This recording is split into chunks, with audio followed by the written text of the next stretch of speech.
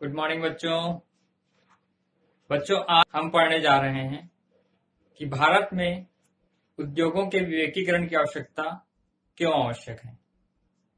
बच्चों, किसी भी देश के आर्थिक विकास में उनके उद्योगों का विकसित होना बहुत आवश्यक होता है, जबकि भारत में ऐसी स्थिति नहीं है।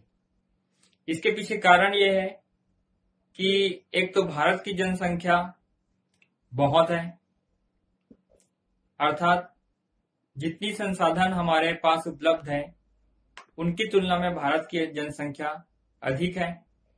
साथ ही अभी भी भारत के बहुत सारे ऐसे उद्योग हैं जिन्होंने परंपरागत तकनीक को अपनाया हुआ है, जिससे उद्योगों में उत्पादन तो कम होता है, साथ ही उत्पादित वस्तुओं की लागत भी अधिक आती है। तो ये सब कारण हैं जिससे भारत का उद्योग जिस तीव्र गति से विकसित होना चाहिए वो विकसित नहीं हो पा रहा है। तो आइए हम उन तर्कों पर चर्चा करें जिससे ये सिद्ध होता है कि भारत में अभी भी उद्योगों का विवेकीकरण आवश्यक है। सबसे पहला बिंदु है रोजगार के अवसरों को बढ़ाना। बच्चों, जब हम उद्योगों में विवेकीकरण का उपयोग करते हैं तो उद्योग पूर्व की तुलना में अधिक विकसित होते हैं, और जो बीमार उद्योग है अर्थात जिनमें पुरानी मशीनें लगी हैं, परंपरागत तकनीक का उपयोग हो रहा है, वो उद्योगों के विवेकीकरण से क्या होते हैं, पहले से अधिक विकसित होते हैं, पहले से अधिक उनमें उत्पादन का स्तर ऊंचा होता है। इसका सबसे बड़ा फर्क ये होता है कि जब हम मशीनों का उपयोग करते हैं और उत्पादन जब बढ़ता है तो स्वाभाविक है उत्पादन बढ़ाने के लिए हमें श्रमिकों की आवश्यकता होगी, और इसका सबसे बड़ा फर्क ये होगा कि अभी तक अर्थव्यवस्था में जो बेरोजगारी थी वो दूर हो जाएगी, और जो बेरोजगार श्रमिक हैं, चाहे वो कुशल हो चाहे वो अकुशल हो, उनको अर्थव्यवस्था में रोजगार की प्राप्ति हो जाएगी। तो ये हुआ पहला तर्क। उत्पादन के निम्न स्तर और जनसंख्या के बढ़ते दबाव का सबसे बड़ा दुष्परिणाम ये हुआ है कि भारतीय समाज में गरीबी बहुत बड़े स्तर पर विद्यमान है।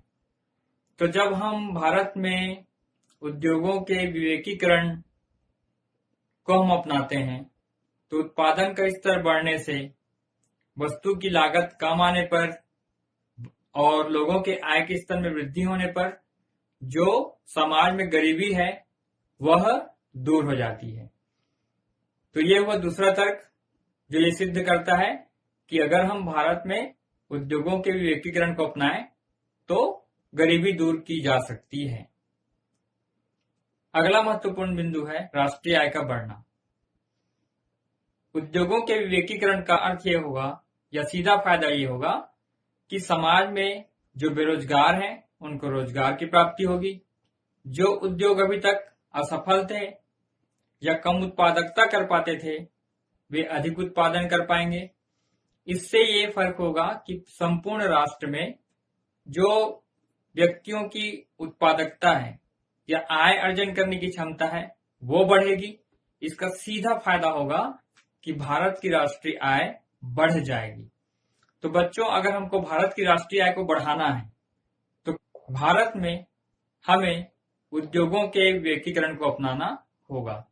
परंपरागत तकनीकों के उपयोग करने से न केवल उत्पादन का स्तर निम्न होता था, बल्कि हम उत्पादक, चाहे वो क्षेत्र कृषि का हो, चाहे वो क्षेत्र उद्यानिकी का हो, चाहे वो क्षेत्र मत्स्य पालन का हो, या अर्थव्यवस्था है, इसके किसी भी अंग को ले लें, वहां पर हमारा उत्पादन उतना नहीं हो पाता था जितना हम नई मशीनों के प्रयोग से कर पाते।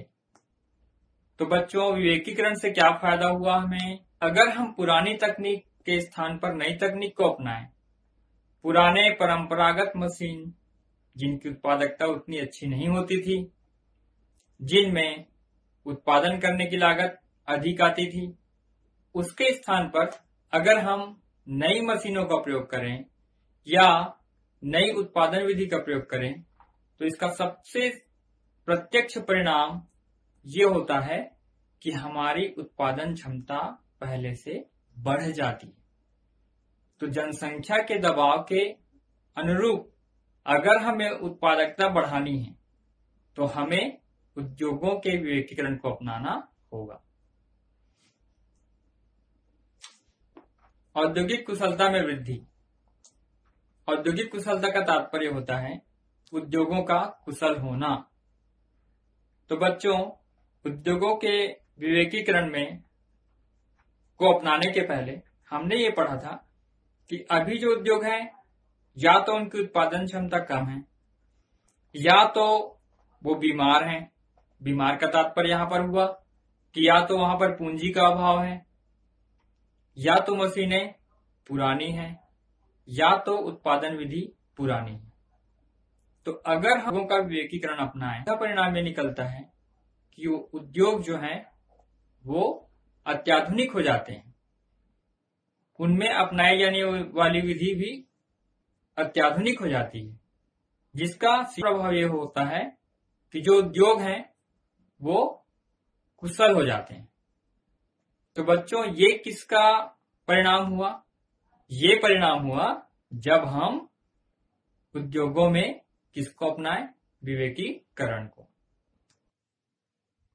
अगला महत्वपूर्ण बिंदु है औद्योगिक संगठन को मजबूत बनाना।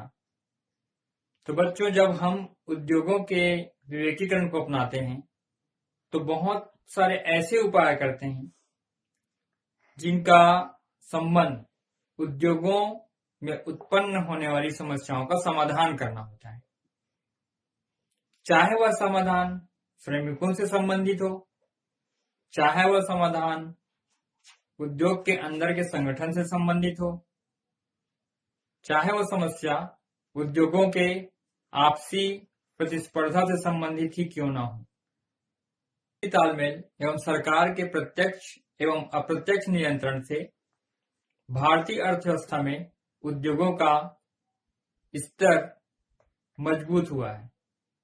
तो बच्चों, हमने देखा कि किस प्रकार जो हमारे 1 से लेकर 6 तक जो तर्क हैं,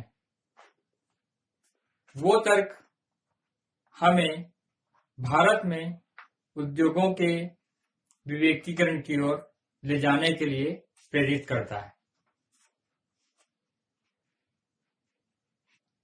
भारत में उद्योगों के विवेकीकरण की आवश्यकता से कुछ प्रश्न गत वर्ष पूछे गए हैं, जिसमें से लघुत्तरी प्रश्न भी हैं और दीर्घोत्तरी प्रश्न भी हैं, जो 6 नंबर के पूछे जाते हैं। तो बच्चों, परीक्षा के लिहाज से यह जो प्रश्न है बहुत महत्वपूर्ण है। इसका आप अभ्यास कर लेंगे और कोशिश करेंगे कि आप इन्हें अपने शब्दों में स्पष्ट रूप से लिख सकें।